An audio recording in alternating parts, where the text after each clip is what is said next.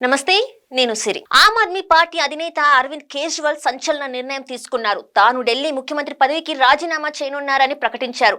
ఇందుకు సంబంధించి ఆయన స్వయంగా ప్రకటించారు. దీంతో ఇప్పుడు ఢిల్లీలో రాజకీయాలు వేడెక్కాయి. వచ్చే ఏడాది ఫిబ్రవరిలో ఢిల్లీలో ఎన్నికలు జరగాల్సి ఉండగా అంతకంటే ముందే రాష్ట్రంలోని ముందస్తు ఎన్నికలను నిర్వహించాలని ఆప్ డిమాండ్ చేస్తుంది. బీజేపీకి దమ్ముంటే ఢిల్లీలో మహారాష్ట్ర లాగా ముందస్తు ఎన్నికలను నిర్వహించాలని ఆప్ నేతలు డిమాండ్ చేస్తుండగా కేంద్ర ఎన్నికల సంఘం మాత్రం అటువంటి పరిస్థితి మాత్రం లేదని ప్రకటించింది. ఈ నేపథ్యంలో మద్యం కుంభకోణం కేసులో అరెస్ట్ అయి జైలుకి వెళ్లి వచ్చిన ఆప్ అధినేత కేజ్రీవాల్ తాను 2 రోజుల్లో ముఖ్యమంత్రి పదవికి రాజీనామా చేస్తానని చెప్పి బీజేపీకి షాక్ ఇచ్చారు.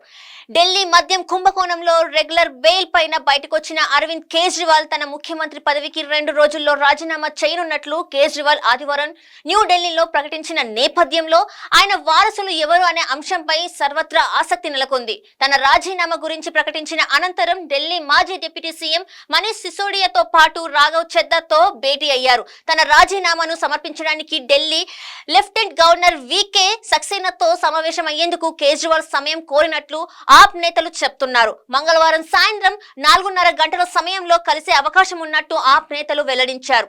రాష్ట్రంలో జరగనున్న ఎన్నికల సమయం వరకు పార్టీ నేతల్లో ఒకరిని ముఖ్యమంత్రిని చేయనున్నట్టు కేజ్రీవాల్ ప్రకటించారు. తనకి అలాగే మాజీ డిప్యూటీ సీఎం సిసోడియా విశ్వసనీయతకు ప్రజలు సర్టిఫికెట్ ఇచ్చిన తర్వాతనే పదవిలోకి వస్తామని ఆప్ కార్యకర్తలను ఉద్దేశించి చేసిన ప్రసంగంలో కేజ్రీవాల్ పేర్కొన్నారు. రాష్ట్రంలో మధ్యంతర ఎన్నికలకు వెళ్లి ప్రజల్లో తమ విశ్వసనీయతను పరీక్షించుకుంటామని కేజ్రీవాల్ ప్రకటించారు. కేజ్రీవాల్ రాజీనామా అనంతరం సీఎం రేసులో ఎవరుంటారనే అంశం ఆసక్తిగా మారింది. మధ్యంతర ఎన్నికలను నిర్వహించకపోతే వచ్చే ఏడాది ఫిబ్రవరిలో ఎన్నికలు జరగనున్నాయి. ఈ నేపథ్యంలో అప్పటి వరకు ముఖ్యమంత్రిగా ఎవరినో ఒకరిని నియమించి ఎన్నికల్లో తిరిగి గెలిచి తమ స్వచ్ఛతను నిరూపించుకొని స్వేచ్ఛగా మూడోసారి ఢిల్లీ ముఖ్యమంత్రిగా బాధ్యతలు చేపట్టాలనే యోచనలో ఆప్ అధినేత అరవింద్ కేజ్రీవాల్ ఉన్నట్టు తెలుస్తుంది. తన తర్వాత ముఖ్యమంత్రిగా తన సతీమణి సునీత కేజ్రీవాల్ పేరుతో పాటు మంత్రులు అతిథి గోపాల్ రాయ్లతో పాటు రాఘవ్ చెద్దా పేరు కూడా వినిపిస్తుంది.